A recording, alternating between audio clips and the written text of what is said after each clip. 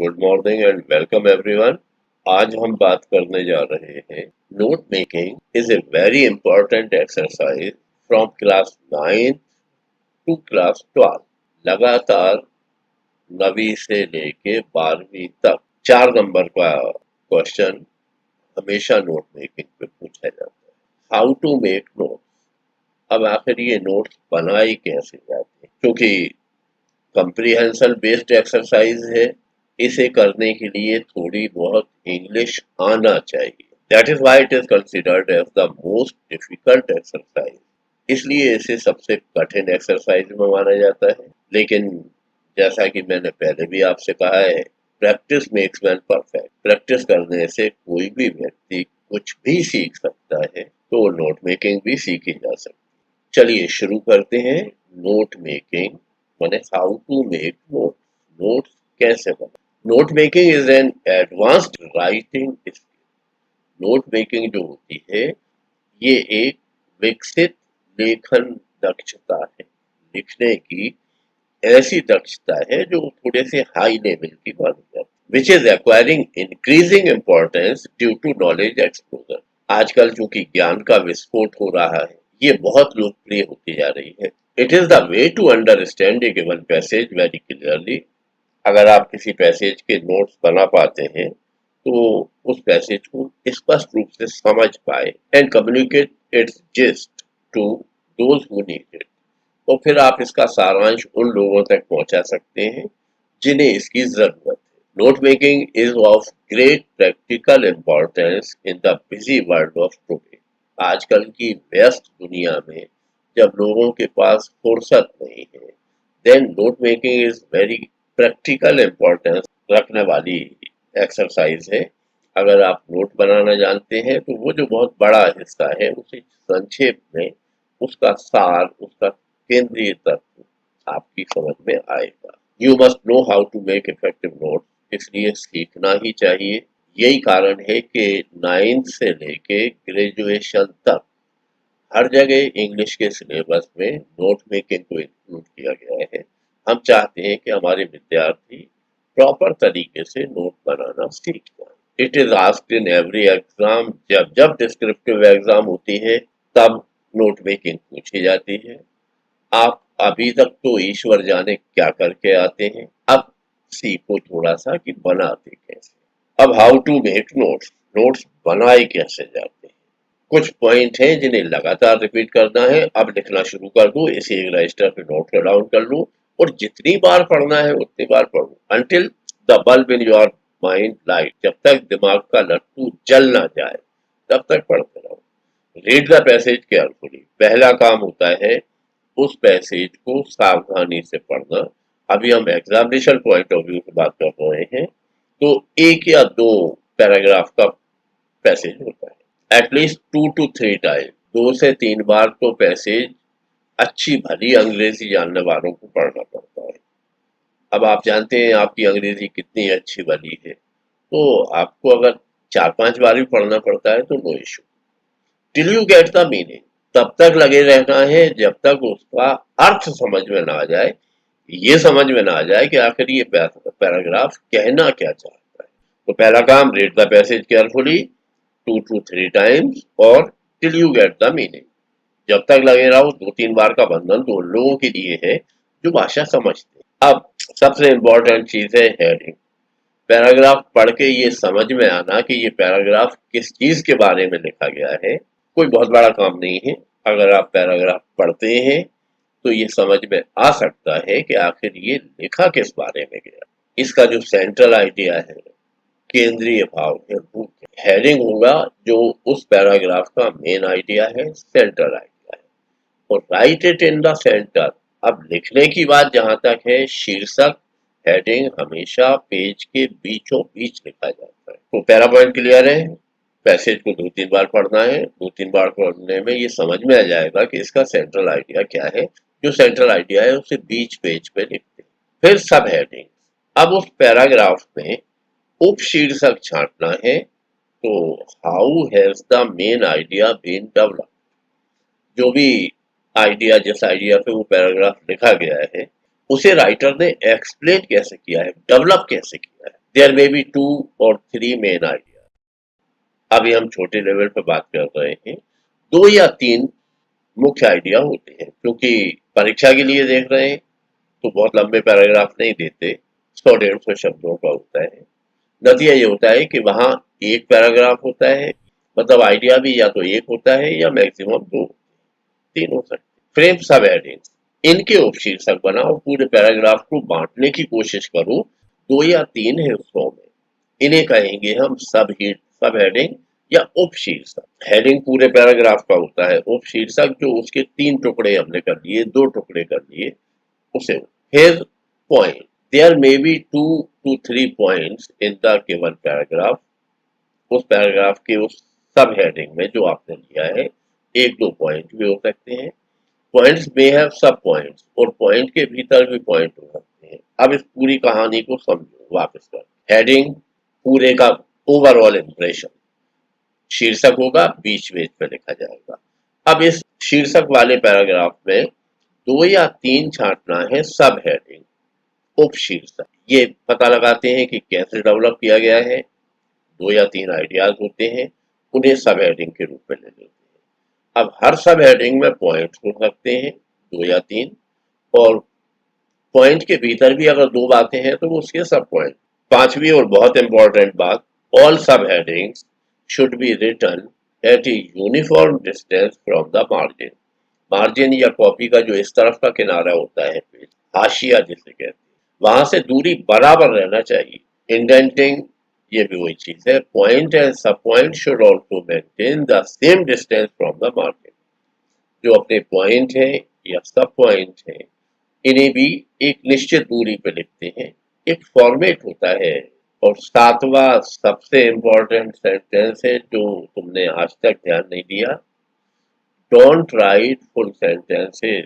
और वो ये कि नोट मेकिंग में पूरे सेंटेंस लिखना अवॉइड करते हैं, नहीं लिखते।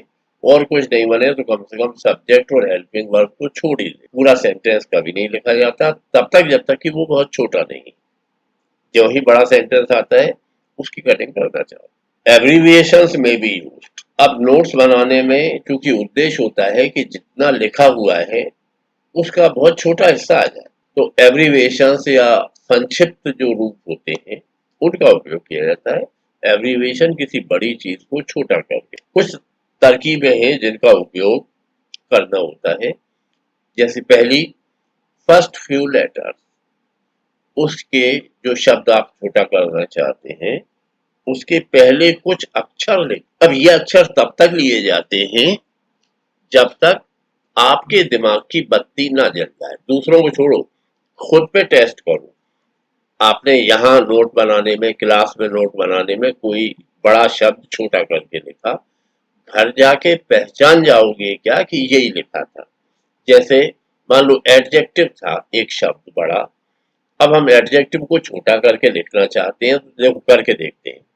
एडजेक्टिव की जगह अकेला ए लिख। अब घर जाके अपन पढ़ रहे हैं और ये खुद को बता पाएंगे क्या कि ए माने एडजेक्टिव भी होता है? ए माने तो एप्पल भी हो सकता है, तो अकेले ए से एडजेक्टिव पे नहीं पहुंचे। अच्छा, ए डी लिख लें तो, ए डी लिख लिया और घर जाके पढ़ा तो फिर तो इसे एडवर्ब भी पढ़ सकते थे हम, मतलब मामला नहीं जमा। ए डी जे लिखें तो, अब ए डी जे से हम पहचान जाएंगे कि हमने एडजेक्टिव लिखा था। व्हाट माय पॉइंट, एडजेक्टिव एक बड़ा शब्द है, उसे छोटा करके जब लिखना है तो हम ए लिख सकते हैं, एडी लिख सकते हैं या एडीजे। लेकिन ए और एडी लिखने में हमें खुद समझ में नहीं आएगा कि हमने क्या लिखा था, इसलिए एडीजे तक लिख। एक और शब्द देखो, जैसे मान लो एग्जामिनेशन, अभी अकेला ई लिख लें तो घर जाके पहचाने कि हमने ई माने एग्जामिनेशन लिखा है, नहीं पहचान पाएंगे। अकेला ई एक्स लिख लें तो एग्जाम्पल भी हो सकता है, ई एक्स से लिख दें तो भी एग्जाम्पल की तरफ जाएंगे। ई एक्स से एम लिख लें तो अब दिशा मिल गई। मतलब एग्जामिनेशन को शॉर्ट करेंगे तो क्या लिखेंगे, E X A M. Got it. दूसरा तरीका होता है फर्स्ट फ्यू एंड लास्ट, शुरू के 1-2 और आखिर। जैसे इंजीनियर्स, तो ई एन जी तो ले लें, इंजीनियर्स में से शुरू वाला। ई एन जी भी छोड़ देते तो ये इंग्लिश की तरफ भी ले जाता, इसलिए आखिरी वाला आर और ले लेते हैं, engineers. Association, A double S शुरू का ले लेते हैं, आखिरी वाला एन, तो ए डबल एस एन धीरे धीरे पहचानने लगते हैं कि हम इसे एसोसिएशन कह रहे हैं। एजुकेशन ईडी शुरू का ले लेते हैं, आखिरी में एन। पहले में हमने कुछ लेटर लिए थे शुरू वाले, दूसरी स्टेप में हम ले रहे हैं पहले कुछ लेटर प्लस लास्ट लेटर। तीसरा तरीका होता है इसे करने का, फर्स्ट एंड लास्ट लेटर, पहला और आखिरी अक्षर ले लेते हैं। जैसे डॉक्टर तो टी शुरू में है, आर आखिरी में है, तो डी आर लिख। टीचर टी शुरू में है, आर आखिरी में है, तो टी आर लिख देंगे। यहाँ एक बहुत मजेदार और काम की बात सुनो, इस डी आर के बाद फुल स्टॉप नहीं लगता। टीचर के लिए जब टी आर लिखेंगे तो टी आर के बाद फुल स्टॉप नहीं लगेगा। Don't put A dot at the end, doctor या टीचर के बाद एंड वो फुल स्टॉप जो होता है ना डॉट वाला, वो नहीं लगाते। अब घर से निकलते हुए देखना बहुत सारे डॉक्टरों ने खुद के नाम में फुल स्टॉप लगा रखा है, डी आर फुल स्टॉप, और फिर जो भी उनका नाम है। लड़ने मत पहुंच जाना कि बिंदी हटाओ। चौथा तरीका जो शॉर्ट करने का होता है वो होता है ओमिटिंग ऑल या most of the vowels. Vowels याद है ना, A E I O U, A E I O U या वावेल्स जो होते हैं, इन्हीं या तो पूरों को ही हटा देते हैं, पूरों को नहीं हटाते तो एक आध जरूरी है तो पटक भी देते हैं। मतलब ऐसा कोई नियम नहीं है हार्ड एंड फास्ट के हटा के माने, मीनिंग हमें समझ में ये बस खुद को फोकस में रखो।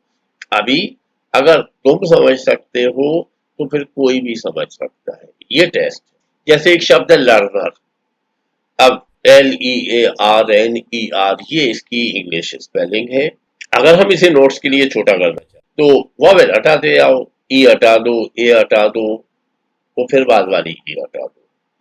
अब बचा LRNR, पढ़ने की कोशिश करो। एल से बनता है ला, आर से बनता है रा, एन से ना वाली साउंड बनती है, आर से रा वाली साउंड। अब पढ़ना देखना, मैं पढ़ता हूँ ला और रा, लर, ना और रा, नर, लर नर, LEARNER, लर्नर को हम क्या पढ़ रहे हैं, लर नर, यही तो पढ़ रहे हैं। बिना वावेल के काम चल सकता है। डेवलपमेंट में से भी यही करो, सारे वावेल्स हटा डालो, ई हटा दी, दूसरी ई हटा दी, ओ हटा दी, बाद वाली ई हटा दी। अब बचा DVLPMNT। अब पढ़ने की कोशिश करो, डेवलपमेंट, डेवलपमेंट, आ रहा है ना समझ में। पांचवा तरीका होता है रिट्यूनिंग ओनली प्रोमिनेंट लेटर्स, केवल मुख्य लेटर्स को लेने। जैसे ट्रेडमार्क में टी और एम दो चीजें हैं, तो ट्रेडमार्क को TM लिख दिया जाता है। कॉमन सिंबल, कुछ जो ऐसे प्रतीक चिन्ह हैं जिनके बारे में सब जानते हैं, अगर कहीं मिल जाए, इन सब में से जो मिल जाए, जो होता लगे वो करना है, सब नहीं करना। कॉमन सिंबल्स में दैट इज के लिए आई ई का उपयोग किया जाता है, ये इड ईस्ट होता है, मीनिंग होता है दैट इज। ऐसे ही ईजी का उपयोग करते हैं, एग्जाम्प्लिकेशन, उदाहरण के लिए। पॉजिटिव लिखना है तो पॉजिटिव प्लस का निशान लगाओ, वी लिख दो पॉजिटिव। नेगेटिव लिखना है तो माइनस का निशान लगाओ, वी लिख लो, नेगेटिव हो जाता है। कुछ और सिंबल्स देखो, बराबर, इज इक्वल टू, ये इक्वेशन वगैरह पढ़ाने वाले लोग इसे बोलते हैं is equal to, this plus this is equal to this, equal to नहीं, इज इक्वल, बराबर है। ग्रेटर देन, ये निशान होता है जिधर जुड़ा होता है उधर छोटी संख्या लिखते हैं, जिधर खुले पंख होते हैं उधर बड़ा लिखा जाता है। मान लो यहाँ लिखा होता 5 सिंबल और 3, तब हम इसे पढ़ते 5 इज ग्रेटर देन 3।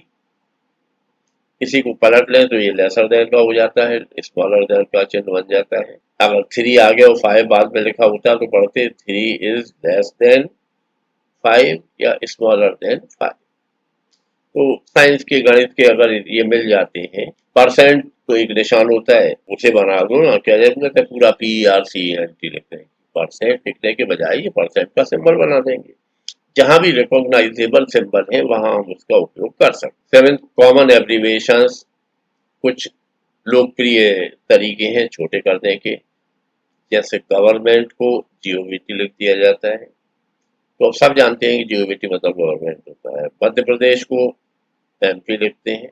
कोरोना की कृपा से ये एक संस्था बहुत चर्चा में आ गई है, वर्ल्ड हेल्थ ऑर्गेनाइजेशन।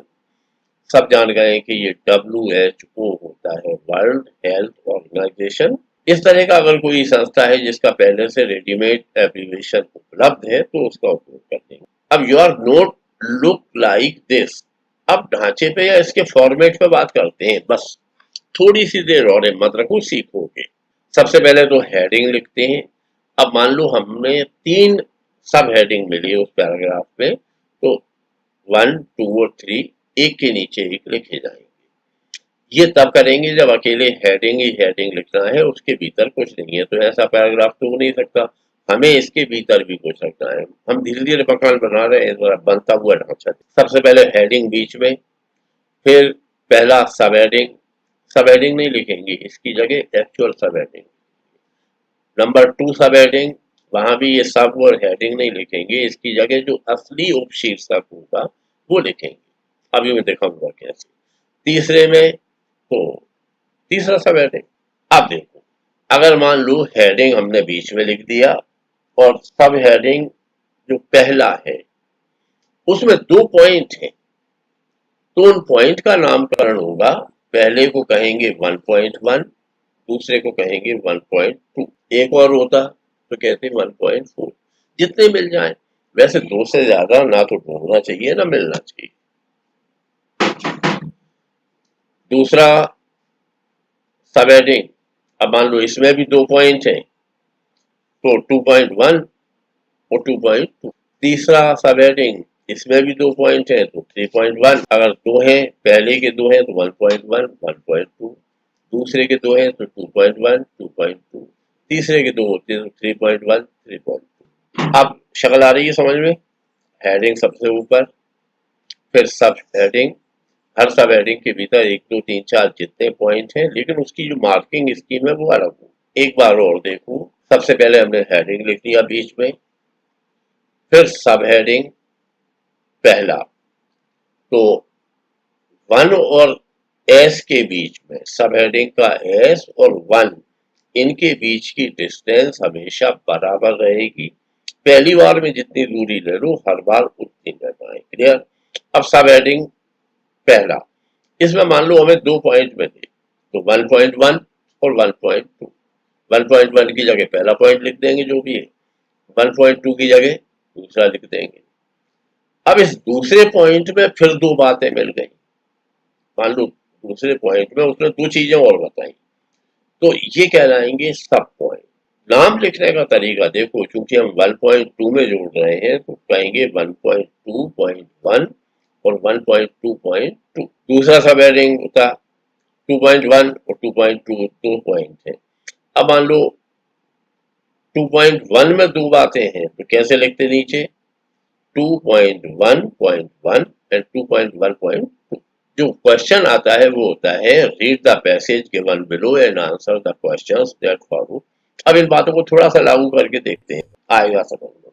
बहुत लोकप्रिय पैराग्राफ है। Yet another great defect of our civilization is, हमारी संस्कृति का, हमारी सभ्यता का एक बड़ा दोष ये है that it does not know, कि ये नहीं जानते, what to do with its knowledge, कि हम अपने ज्ञान का क्या करें। हमारी सभ्यता का एक बड़ा दुर्गुण ये है कि हमें ये पता नहीं है कि हम क्या करें। ठीक है। Science as we have seen, विज्ञान जैसा हमने देखा है, has given us powers fit for the god, विज्ञान ने हमें ऐसी ताकतें दी हैं जो भगवान के स्तर की हैं। Yet we use them like small children, लेकिन हम उनका उपयोग करते हैं छोटे बच्चों की तरह। फॉर एग्जाम्पल, उदाहरण के लिए, we do not know how to manage our machine, हमें ये नहीं मालूम कि हमारी मशीनों का हम क्या करें। Machines as I have already explained were to be man servant, मशीनें बनी इसलिए थी कि ये मनुष्य के सेवक बन सके, मनुष्य की सेवा कर सके। Yet he has grown so dependent on them that they are on their way to become his masters. लेकिन हम मशीनों पे इतने निर्भर हो गए कि अब ये मशीनें हमारे मालिक बनने की दिशा में जाने लगी। Already most men spend most of their lives looking after and waiting upon machines. अधिकांश लोग अभी भी पूरा टाइम अपना खर्च करते हैं अपनी मशीनों की, अपने गैजेट्स की देखभाल में। And the machines are very stern masters, और ये जो मशीनें होती है ना, ये बहुत कठोर वाले मालिक होते हैं। They must be given petrol to drink and oil to wash. Machine को चलने के लिए अगर पेट्रोल की जरूरत है, इलेक्ट्रिसिटी की जरूरत है, तो देना होगा। ऑयल टू वॉश विद, उसकी प्रॉपर ऑयलिंग भी जरूरी है। And must be kept at the right temperature, कुछ मशीनों को एक निश्चित टेम्परेचर पे रखना भी जरूरी है। And if they do not gate, हो गया, and if they do not gate there meet, और अगर इन्हें अपना भोजन तब नहीं मिला, when they expect them, जब उन्हें उसकी जरूरत है, they grow sulky, तो फिर शोर करने लगते हैं, and refuse to work, काम करने से मना कर देते हैं, और burst with rage and blow up, या फिर फूट पड़ते हैं, and spread ruin and destruction all around, चारों तरफ विनाश सत्यानाश फैला दे। So we have to wait upon them very attentively. इसलिए मशीनों का ध्यान सावधानी पूर्वक रखना चाहिए। And do all that we can to keep them in a good temper, और उनका मूड अच्छा बना रहे इस बात का प्रयास करना। Already we find it difficult, अभी भी हम ये पा रहे हैं कि मुश्किल हो गया है, आइदर टू वर्क और प्ले विदाउट मशीन्स, मशीनों के बिना ना तो हम काम कर सकते ना खेल सकते। एंड टाइम में कम एक ऐसा वक्त आ सकता है when they will rule us all together, जब ये मशीनें हमारी मालिक बन बैठे, just as we rule the animals, जैसे आज हम जानवर पाल रहे हैं, ये मशीनें मनुष्यों को पालने लगे। क्वेश्चन होगा, make notes of the above passage, ऊपर वाले पैसेज के नोट्स बनाओ, using recognizable abbreviations where possible, जहां संभव हो एब्रीविएशन बनाना। मैंने 7 तरीके बता दिए हैं कैसे बनते हैं। Also give the passage a suitable title, और इसे एक टाइटल भी देना है। टाइटल नोट्स में लिखना जरूरी है, मस्ट है, कहा जाए तो भी, हालांकि कहते हैं ऐसा जैसा इन्होंने लिखा है, also give the passage a suitable title, नहीं भी कहते तो भी टाइटल लिखते। अब देखो इसके नोट्स ऐसे बनना चाहिए। वो जो पैसेज पढ़ा उसका मतलब था कि हमारी सभ्यता के दोषों के बारे में बात कर रहा था, डिफेक्ट्स ऑफ आवर सिविलाइजेशन, ये टॉपिक हुआ। सब हेडिंग नंबर 1 है मिसयूज ऑफ नॉलेज, सब हेडिंग नंबर 2 है मिसमैनेजमेंट ऑफ मशीन्स, एंड सब हेडिंग नंबर 3 है मशीन्स में रूल अस वन डे। ये 3 बातें थी। पहले में उसने जो 2 बातें कही थी वो थी 1.1 में लिखेंगे साइंस पूरी नहीं लिखेंगे, एससी के 1 में से वॉवेल्स हटा देंगे तो जीवीएल। अब अस बेचारा इतना छोटा शब्द है कि कुछ हटाने की जरूरत नहीं है। ग्रेट में से ईएटी हटा सकते हैं तो जीआरटी भी सही है। पावर्स में से ओ नहीं हटाएंगे, नहीं पावर्स वैसे नहीं बनेगा, पी ओ लिखा लेने देंगे, डब्ल्यू के बाद वाली ई हटा देंगे। Science has given us great power. दूसरा, man doesn't know how to use, अब मैन छोटा सा है तो वावेल हटाने की जरूरत नहीं है। डजंट हम एक तरह की नेगेटिव बात बताना चाहते हैं, नो में से ओ हटा दो चल जाएगा। हाउ एस डब्ल्यू लिख सकते हैं। To use, man doesn't know how to use, 2 बातें थी कि विज्ञान ने तो वे ताकत दी है हमें जो भगवान बना सकती है, लेकिन हमें पता ही नहीं है कि हम क्या करें उसका। दूसरा, मिसमैनेजमेंट ऑफ मशीन्स, इसका पहला पॉइंट है 2.1, made to be man servant, ये आदमी की सेवा के लिए बनी थी। अब मेड में ए और ई हटा देंगे तो एमडी हो जाएगा, पहचान में नहीं आएगा, इसलिए मेड लिखा देते हैं। टू बी छोटे छोटे से हैं, मेंस सर्वेंट में प्रयोग करते हैं, SERVANT जो होता है, वॉवेल्स हटा लेते हैं तो SRVN। और हो क्या रहा है 2.2 में, बिकमिंग हिज मास्टर, मशीनें बनी थी सेवा करने के लिए, बन बैठी मालिक, तो मास्टर्स में से वॉवेल्स हटा दिए। मशीन्स में रूल ऑफ वन डे, ये एक दिन कर सकती हैं। आप अपने नोट्स बनाना, इस पैराग्राफ को नोट करके 2-3 बार पढ़ के फिर बनाना, देखेंगे क्या बनता है। कुछ जो काम की बातें हैं आप लोग उसे नहीं सुन रहे, उसे फॉलो करो। नोटिफिकेशन लेना है तो हमारी को सब्सक्राइब करो, हालांकि आप लोग तो कर चुके हो, आपको दूसरों से कहना है। और अगर कोई नया व्यक्ति है जिसे नोटिफिकेशन चाहिए तो अपना नाम और अपने स्कूल का नाम लिख के भेजो इस नंबर पे। I will send you the link.